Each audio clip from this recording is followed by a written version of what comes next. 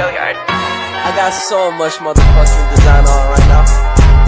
Break it down, bring it back, make it clap. I got 3 old thoughts, new guap, wear that thing. Bitches on my line, and you know. Jelaskan tentang pengolahan pasca panen kelapa sawit.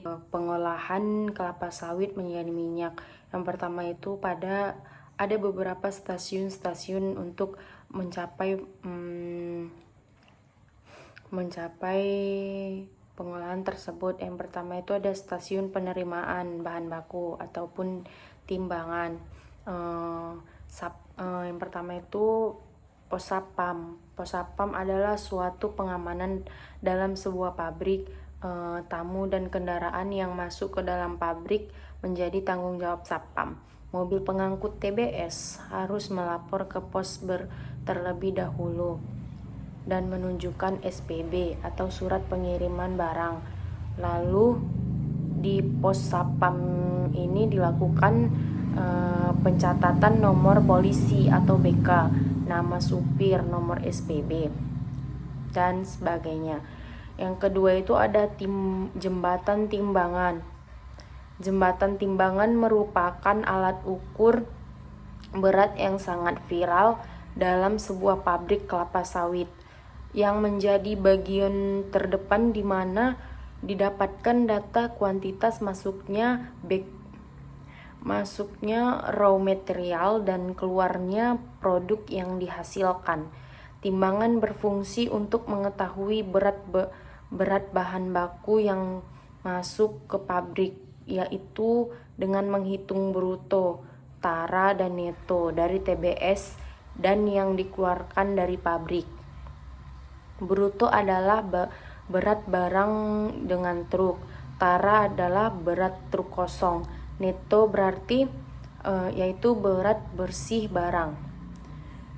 Dipastikan posisi kendaraan yang ditimbang berada di tengah-tengah timbangan. Yang kedua itu dipastikan pula mesin truk dimatikan pada saat penimbangan karena getaran mesin dapat mempengaruhi hasil penimbangan dan supir harus turun.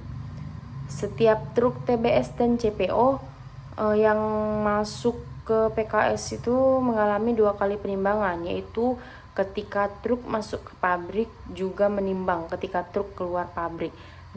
Jembatan timbangan pada dasarnya ini terdiri dari plat-plat dan load cell yang berfungsi sebagai sensor beban. Sensor beban kemudian akan membaca dan mengirim data ke monitor lewat wiring dan ditampilkan dalam bentuk angka-angka digital di monitor timbangan. Yang selanjutnya itu ada proses penerimaan buah.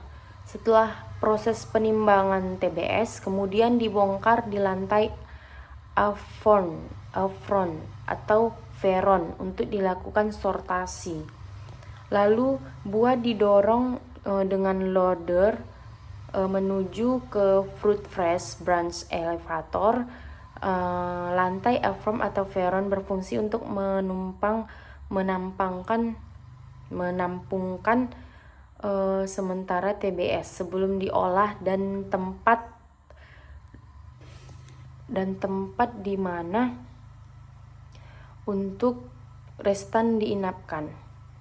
Untuk menjamin kontinuitas pengolahan pada lantai sortasi menggunakan sistem first in first out. Yang selanjutnya itu ada proses pemeriksaan kualitas atau sortasi. Proses ini dilakukan untuk mengetahui kualitas TBS dan yang diterima dengan cara pemilihan satu persatu TBS. Fungsi dari sortasi ini salah satunya sebagai alat kontrol untuk mengetahui tingkat kematangan buah sesuai dengan standar kematangan buah. Untuk TBS yang dibeli dari pihak ketiga, proses sortasi dilakukan dengan lebih cermat dengan TBS yang tidak sesuai dengan kriteria mutu dan kurang lebih 7 kg.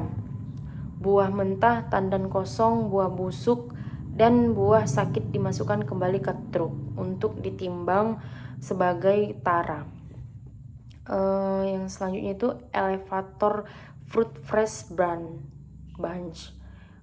Berguna untuk mengangkut TBS dari lantai farm ke bejana rebusan atau sterilizer. Selanjutnya itu yang kedua yaitu stasiun perebusan. Stasiun perebusan ini yang terbagi lagi menjadi beberapa bagian. Yang pertama itu ya sterilizer. Sterilizer itu berbentuk vertikal,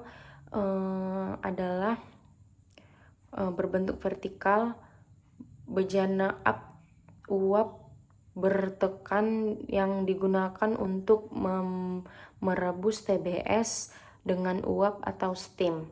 Steam yang digunakan adalah saturated steam dengan tekanan 1,8 sampai 2,0 kg per cm kubik pada suhu 110 sampai 120 derajat Celcius yang diinjeksikan dari boiler. Bejana ini dilengkapi dengan alat ukur tekanan, pipa uap masuk atau inlet, pipa kondens, sistem perebusan, penggunaan sistem 3 puncak atau triple pack. Adapun tujuan dari proses perebusan atau sterilizer yaitu salah satunya untuk membantu melepaskan butir-butir buah dari tandannya, untuk menurunkan kadar kandungan air dalam buah, untuk mengurangi peningkatan FFA karena perebusan dapat menonaktifkan enzim-enzim lipase penyebab hidrolisa minyak. Tahapan-tahapan yang dilakukan dengan sterilizer yaitu yang pertama keran inlet, steam dibuka. Selanjutnya keran inlet steam ditutup dan keran kondensens hingga tekanan mencapai 0 kg. Selanjutnya itu tahapannya keran inlet steam ditutup dan keran kondenstan hingga mencapai 0 kg. Selanjutnya keran inlet steam dibuka hingga mencapai tekanan 2 kg per cm kubik. Tekanan 2 kg atau cm kubik dipertahankan selama 45 menit. Yang selanjutnya itu di stasiun perebusan ada bunch conveyor. Bunch conveyor ini adalah alat untuk mengantarkan TBS dari bejana perebusan atau sterilizer menuju proses pemipilan atau stripper. Penggunaan branch conveyor ini harus kontinu sesuai dengan kapasitas pabrik sehingga proses selanjutnya tidak mengganggu proses. Selanjutnya ada stasiun penebahan atau stripper. Stripper ini berfungsi untuk memisahkan brondolan dari janjangannya dengan cara mengangkat dengan kecepatan putar. Stripper dapat menyebabkan janjangan terbawa ke atas pada ketinggian tertentu. Kemudian janjangan ini tersebut jatuh atau tertebak karena gaya gravitasi. Proses ini terjadi secara berulang-ulang di dalam alat penebah. Stripper yang berputar dengan kecepatan kurang lebih 23 rpm. Brondolan yang terpisah akan dikeluarkan melalui kisi-kisi stripper yang jaraknya 50 mm dan akan masuk ke conveyor under sterilizer. Brondolan akan menuju ke fruit elevator untuk diolah. Dalam pengopsian alat penebah, hal-hal yang perlu diperhatikan yaitu sewaktu diputar, tandan buah dalam alat penebah harus mencapai ketinggian maksimal sebelum jatuh. Selanjutnya itu ada conveyor under stripper. Conveyor under stripper ini terletak tepat berada di bawah drum stripper, berfungsi sebagai penampung brondolan rebus yang telah terpipil oleh drum stripper. Selanjutnya itu ada stasiun press. Stasiun press ini dibagi lagi menjadi beberapa bagian. Yang pertama itu fruitless elevator, brondolan rebus yang telah dibawa ke bottom cross conveyor.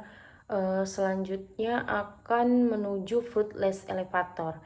Alat ini berfungsi sebagai sarana pembawa brondolan rebus menuju cross conveyor to digester. Alat ini bergerak vertikal dengan dilengkapi bucket penambah sebagai bahan baku yang akan dibawa. Selanjutnya digester. Digester ini mempunyai poros pemutar yang dilengkapi dengan parang-parang mengaduk. Proses pengadukan berlangsung akibat adanya gesekan antara parang dengan brondolan dan stem. Tujuan pengadukan ini adalah untuk melumutkan daging buah dan memisahkan daging buah dengan biji serta meniriskan minyak dari daging buah agar mudah diproses dalam pengempanan. Jumlah parang mengaduk dalam satu buah digester terdiri dari 5 pasang parang pengaduk yang bertingkatan dan 1 pasang pisau pelempar. Jadi total parang adalah 6 parang. Letak parang-parang ini dibuat bersilang antara pasangan yang satu dengan yang lainnya agar daya adukan cukup besar dan sempurna. Faktor-faktor yang mempengaruhi kinerja digester adalah sebagai berikut. Yang pertama itu ada volume buah dalam digester. Yang kedua ada temperatur stem. Yang ketiga ada kematangan buah yang sudah direbus. Fungsi digester adalah untuk melumatkan daging buah, memisahkan daging buah dengan biji, dan mempermudah proses di press. Faktor-faktor yang mempengaruhi kerja digester ada antara lain yaitu pertama kondisi pisau pengaduk digester. Jika pendek dan tipis segera diganti. Digester minimal berisi 3/4 atau 75% dari volume digester agar pisau bagian atas tertutup, dan brondolan ini dilakukan agar pisau yang atas berfungsi dengan baik. Selanjutnya itu ada pengempanan. Strafe press. Strafe press ini berfungsi untuk memeras minyak dari scrap dengan cara dipres dengan menggunakan tekanan yang dihasilkan oleh hydraulic cone yang besar, tekanan 40 sampai 50 ampere. Selanjutnya itu ada oil gutter. Oil gutter ini berfungsi untuk menampung minyak kasar dari hasil pengempanan di mesin press sebagai alat untuk mengalirkan minyak kasar ke centrap tank. Selanjutnya itu ada stasiun klarifikasi. Stasiun klarifikasi ini terbagi lagi menjadi beberapa bagian. Yang pertama itu ada centrap tank. Centrap tank ini berfungsi sebagai penangkap pasir, minyak kasar yang keluar dan press dialirkan dengan oil gutter menuju centrap tank. Temperatur pada sentrap tank ini harus mencapai 95 Celcius, 95 derajat Celcius. Misal minyak yang masuk ke sentrap tank satu akan diendapkan pada pasirnya, lalu minyak pada bagian atas akan langsung masuk ke sentrap tank, dan sentrap tank 2, dan pasir akan mengendap ke bawah untuk di blow down. Selanjutnya itu ada di stasiun klarifikasi ada vibrating ameko, berfungsi untuk menyaring massa padatan berupa ampas yang terikut minyak kasar atau crude oil dari serabut-serabut yang dapat mengganggu proses pemisahan minyak. Jenis-jenis vibrating ini ada 3, yaitu single deck, double decks, dan triple decks. Saat ini menggunakan vibrating dengan jenis single decks. Ukuran mesh yang digunakan adalah ukuran mesh 20. Serabut-serabut hasil pemisahan pada vibrating akan dikembalikan lagi ke bottom cross conveyor untuk diproses kembali. Getaran vibrating dikontrol melalui penyetelan bandul yang diikat pada elektromotor. Getaran yang kurang menyebabkan pemisahan tidak efektif. Kontrol kebersihan vibroseparatur untuk harus dilakukan secara rutin agar padatan yang terbang dari hasil penyaringan vibro tidak menumpuk. Selanjutnya itu ada crude oil tank. Crude oil tank ini berfungsi sebagai penurunan kadar NOx pada minyak. NOx akan mengendap pada bagian dasar tangki. Minyak pada bagian atas akan dipompakan menuju clarifier tank. Bagian dalam dari crude oil tank harus dilengkapi sistem pemanas steam coil dan steam injection. Suhu crude oil tank sebaiknya 95 derajat Celcius. Blowdown pada tangki ini dilakukan 6 hari sekali. Continuous tank, yang selanjutnya ada continuous tank, berfungsi untuk memisahkan minyak. Pada tangki ini dilakukan analisa laboratorium pada minyak. Apabila kadar NOx sudah tinggi, maka dilakukan blowdown yang dialirkan ke decam tank.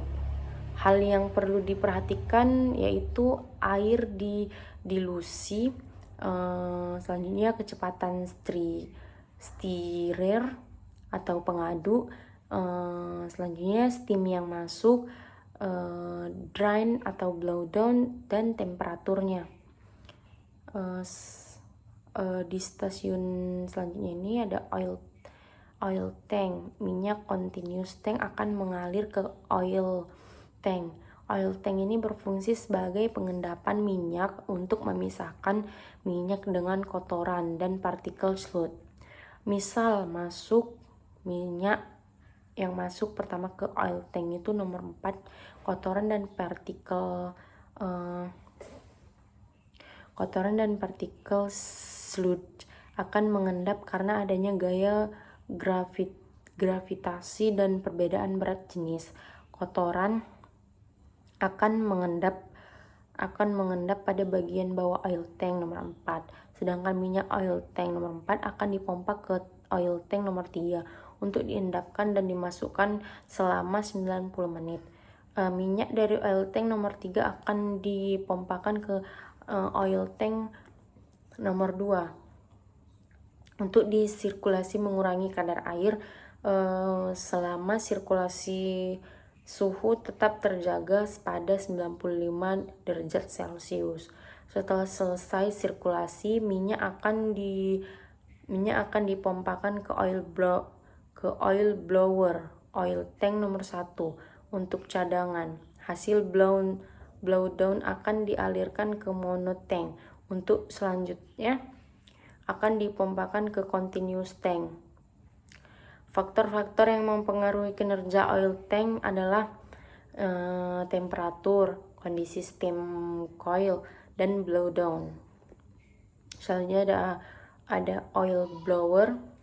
Minyak dari oil tank lalu akan dihisap ke oil blower. Oil blower berfungsi untuk mengurangi kadar air dalam minyak. Di dalam oil blower ini terjadi perbedaan tekanan antara udara oil blower dengan udara dalam. Tekanan di dalam oil blower sangat rendah. Pada tekanan yang rendah, fluida akan lebih cepat menguap. Meskipun belum mencapai titik didihnya, minyak dan air memiliki titik didih yang berbeda. Minyak memiliki titik didih lebih tinggi dari air sehingga minyak tidak terikut menguap dengan air.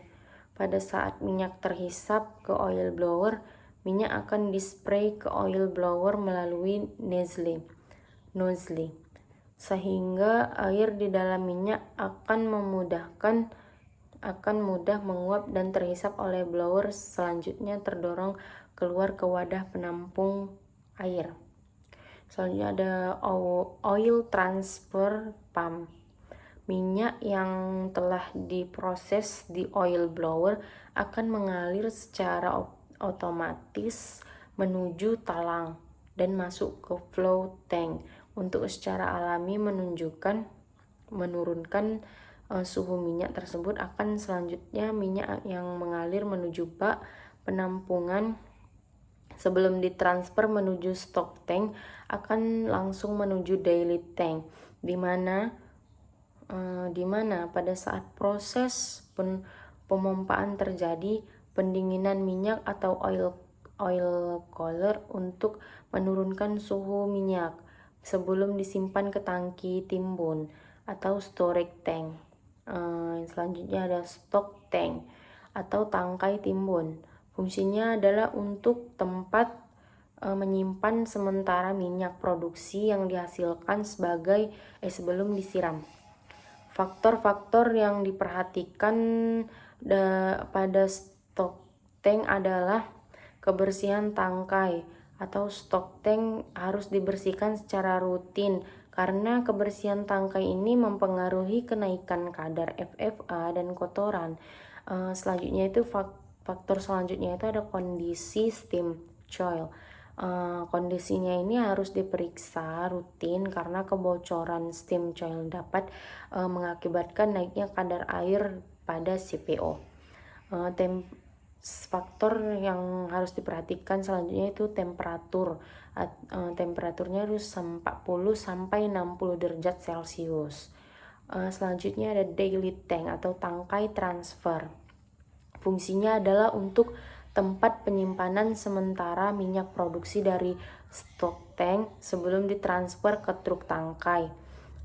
Kondisinya harus diperiksa rutin karena kebocoran atau tersumbatnya steam coil dapat mengakibatkan naiknya kadar air dan kotoran pada CVO. Temperatur harus tetap terjaga 40 sampai 60 derajat Celcius. Karena bila lebih maka akan dapat merusak kualitas dan nilai Dobby akan tinggi yang berpengaruh terhadap warna dan aroma CPO. Selanjutnya ada pengolahan sludge tank, berfungsi sebagai tempat penampung sludge sementara sebelum diolah di desenter. Dilakukan pemanasan pada sludge agar tidak jenuh pada suhu 80 sampai 95 derajat Celcius. Terjadi proses pengendapan pada bagian bawah sludge tank yaitu sludge dan NOS. dari dasar tangkai dipompa ke blanch tank untuk umpan descenter. Lalu akan dilakukan blowdown apabila endapan NOx pada dasarnya sludge tank telah sangat kental. Selanjutnya ada balance tank. Balance tank berfungsi sebagai tempat penampungan sementara sludge sebelum diolah oleh descenter. Descenter tank juga berfungsi untuk penyeimbangan laju aliran fluid sludge yang masuk menjadi umpan descenter agar konstan dan kontinu. Selanjutnya itu blanch tank. Blanch tank ini berfungsi sebagai tempat penampung sementara sludge sebelumnya oleh descenter. Descenter ini yaitu cairan lumpur dari continuous tank yang masih mengandung minyak maksimal itu 8% dan diolah lebih lanjut oleh descenter. Alat ini memisahkan fraksi minyak atau crude oil, fraksi cair atau water phase, dan fraksi padat atau solid. Prinsip kerja alat ini adalah memisahkan ketiga fraksi dengan putaran kurang lebih 3.500 rpm, dan karena berat jenis yang berbeda, keberhasilan dalam pengoperasian descenter dipengaruhi oleh komposisi. Yang pertama itu ada komposisi umpan yang akan diolah, karena rasio di antara minyak, air, dan lumpur mempengaruhi terhadap daya pisah alat tersebut. Selanjutnya ada fungsi alat descenter dan penimbangan kapasitas alat dan jumlah yang diolah. Selanjutnya itu ada solid conveyor dan solid hopper. Solid conveyor ini berfungsi untuk sebagai alat pemindah solid hasil pemisahan dari descenter untuk dibawa ke solid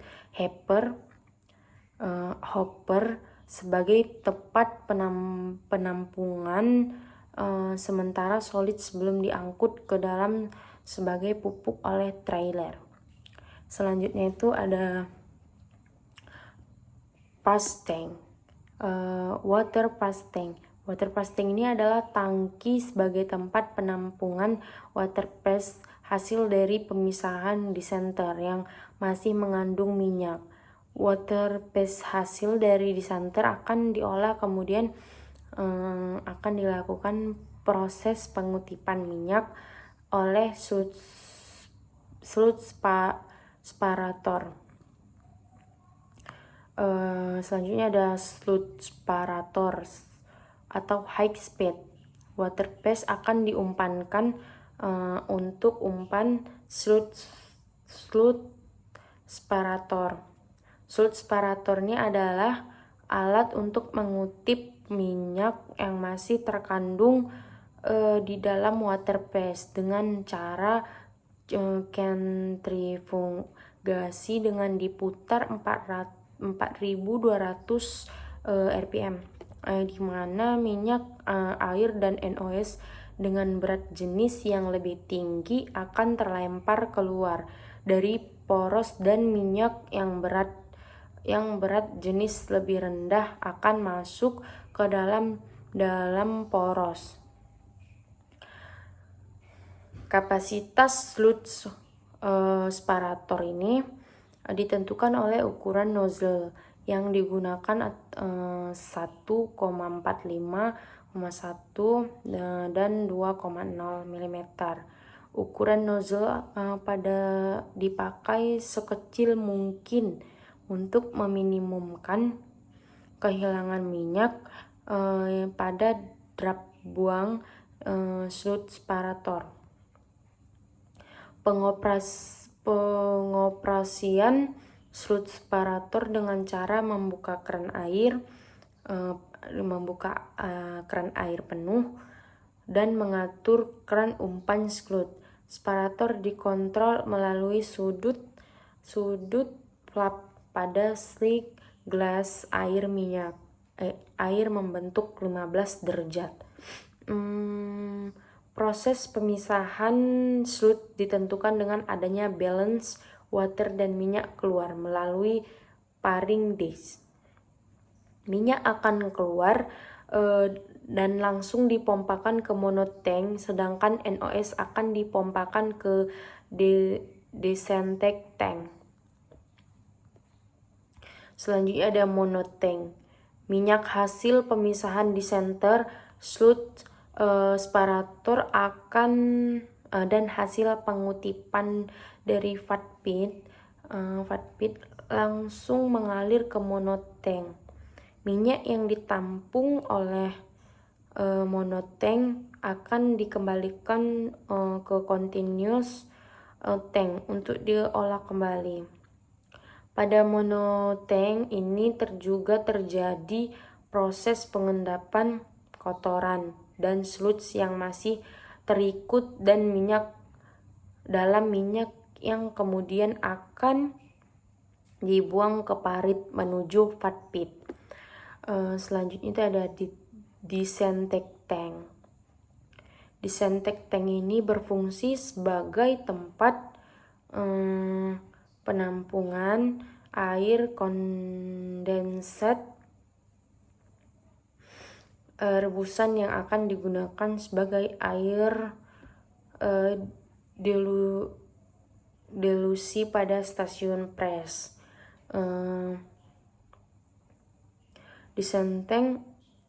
Desentek tank juga menampung blowdown dari continuous tank, slut tank, dan water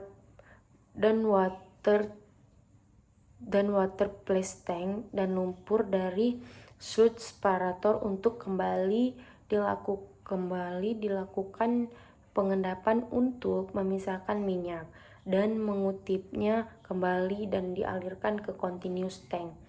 Sementara sisanya dialirkan ke vat pit. Selanjutnya yang vat pit ini berfungsi sebagai tempat penampungan hasil pemisahan dan desentek tank dan aliran dari parit stasiun klarifikasi. Vat pit ini terdiri dari 4 bak dan dilengkapi dengan sekat dan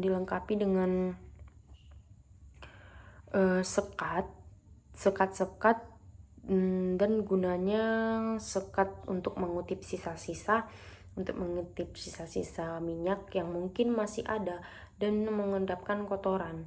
Minyak yang dikutip akan dipompakan ke desentek tank. Selanjutnya itu ada stasiun pengolahan biji. Selanjutnya di sini saya akan menjelaskan stasiun pengolahan biji.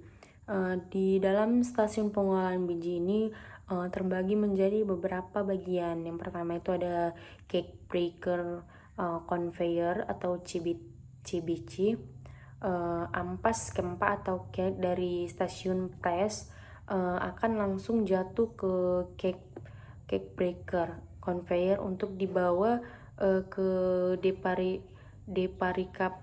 deparikarper. Cake breaker conveyor ini berfungsi untuk membawa cake yang masih mengandung fiber dan nut ke deparikarper, serta memecahkan gumpalan cake dari presan agar mempermudah di dalam pemisahan antara fiber dan nut. Selanjutnya ada sparating column. Fiber yang telah dipisahkan dengan nut akan dibawa cake break conveyor menuju sparating column. Alat ini berfungsi untuk menghisap fiber. Pemisahan dilakukan dengan hisapan dari fiber silone dengan mengatur dari airlock. Penghisapan dilakukan dengan prinsip perbedaan jenis antara di mana berat badan. Selanjutnya itu ada sparring column. Fiber yang telah dipisahkan dengan nut akan dibawa cake breaker conveyor menuju sparring column. Alat ini berfungsi untuk menghisap fiber. Pemisahan dilakukan dengan hisapan dari fiber silone dengan pengaturan dari airlock. Penghisapan dilakukan dengan prinsip perbedaan berat jenis, di mana jenis paling ringan fibra akan terhisap ke fibra. Selanjutnya itu ada diperis scraper berfungsi untuk membersihkan nut dari kotoran dan fiber yang masih melekat pada nut. Putaran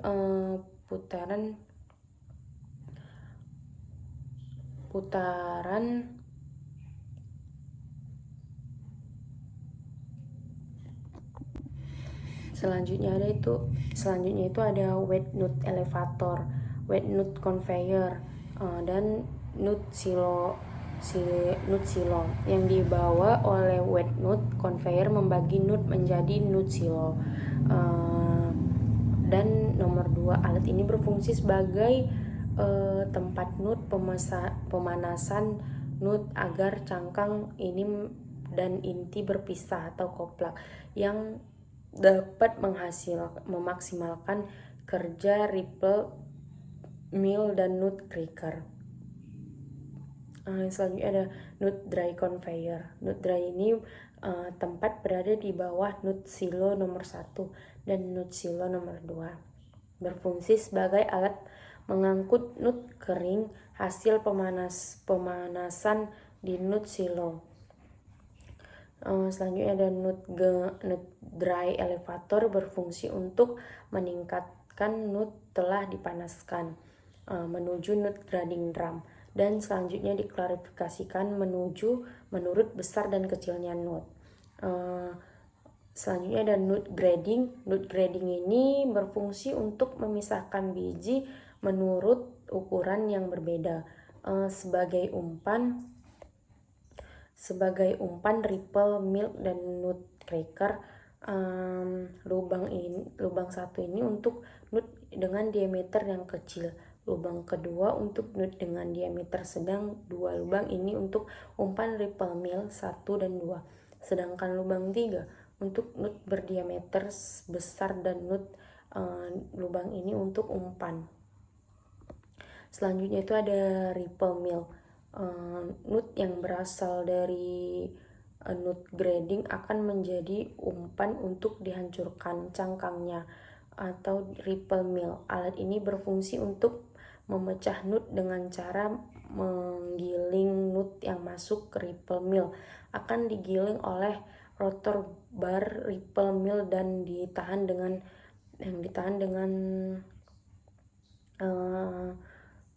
stator bak ripple mill yang memiliki permukaan yang kasar menyebabkan terjadinya pecahnya nut.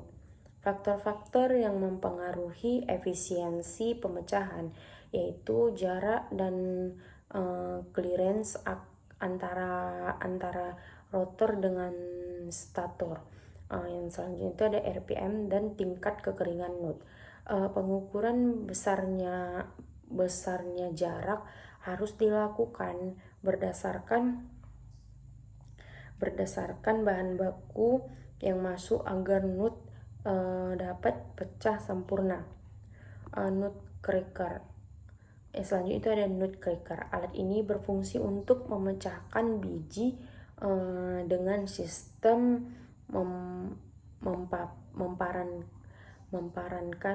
memamparkan biji yang berdiameter besar ke dinding nut cracker dengan kecepatan tinggi, maka biji yang memiliki diameter yang besar sekalipun akan pecah. Kadar air biji yang rendah akan lebih mudah dipecah dan menghasilkan inti utuh. Dan sebaliknya, bila kadar air yang tinggi akan mengakibatkan biji akan lebih sulit dipecahkan dan sering menghasilkan biji pecah dan inti lekat yang menyebabkan kehilangan karnel dan akan meningkat. Pemecahan biji di atas kapasitas yang sudah ditetapkan. Selanjutnya itu LTDS ini berfungsi untuk menghisap cangkang halus. Aliran udara terjadi karena adanya hisapan dari blower LTDS. Silent yang memisahkan cangkang dengan udara pembawanya, sehingga pecahan cangkang ini yang terbawa dalam aliran akan terpisah dengan udara dan jatuh ke bawah menuju airlock dan akhirnya jatuh ke horizontal cell conveyor. Faktor-faktor yang mempengaruhi kinerja LTDS ini adalah hisapan atau damper, airlock, dan fan. Yang kedua itu kebocoran, ducting, dan kualitas serta kuantitas umpan masuk. Claybed adalah alat untuk mengutip kembali inti yang terikut dengan cangkang dengan sistem basah, yaitu dengan bantuan media lumpur dari tanah, lempung, atau liat. Inti dari cangkang dari LTDS ini akan masuk ke claybed. Yang selanjutnya itu ada kernel elevator. Kernel elevator ini adalah angkut yang membawa inti basah dari kernel conveyor menuju kernel dryer.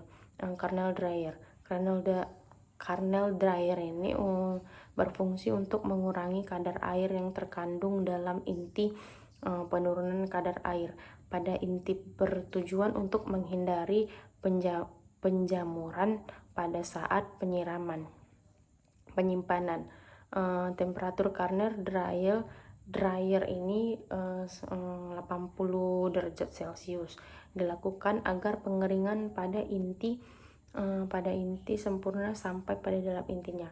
Kadar air inti maksimalnya itu 77%, kapasitas kernel dryer 10 ton. Selanjutnya itu ada pneumatic blower. Kadar kotoran yang dihendaki konsumen pada inti adalah maksimal 5%. Untuk itu menggunakan pneumatic blower untuk mengurangi kadar kotoran dalam inti. Yang selanjutnya itu ada kernel bin. Kernel bin ini berfungsi untuk sebagai tempat penyimpanan inti produksi sebelum dikirim untuk dijual. Kernel bin sebaiknya dilengkapi fan agar uap air yang terkandung dalam inti dapat dikeluar dan tidak menyebabkan kondisi dan storage lembab yang kemudian menyebabkan timbulnya jamur pada inti. Selanjutnya itu ada shell grading. Shell grading adalah bentuk tromol untuk memisahkan kernel yang terkudari cangkang sesuai ukuran diameter inti. Horizontal cell. Selanjutnya itu ada horizontal cell conveyor. Horizontal cell conveyor dan diagonal cell conveyor adalah alat transfer membawa sel atau cangkang dan dari LTDS dan claybed menuju conveyor bahan bakar boiler. Selanjutnya itu ada stasiun boiler. Boiler adalah bejana bertekanan yang dihasilkan oleh daya penguapan air yang ada di dalamnya yang dipanaskan secara terus-menerus. Boiler ini disebut juga sebagai penghasil uap. Menurut tekanan kerjanya, boiler ini dikategorikan menjadi 5 kelas, yaitu yang pertama low pressure, yang kedua itu medium pressure, yang ketiga high pressure, yang keempat super high pressure, kelima super critical pressure, yang keenam itu Menurut penggunaan pipa boiler dibagi atas 3 kelas, yaitu pertama fire tube boiler atau katel pipa api. Yang kedua itu ada kombi boiler atau katel pipa api dan pipa air.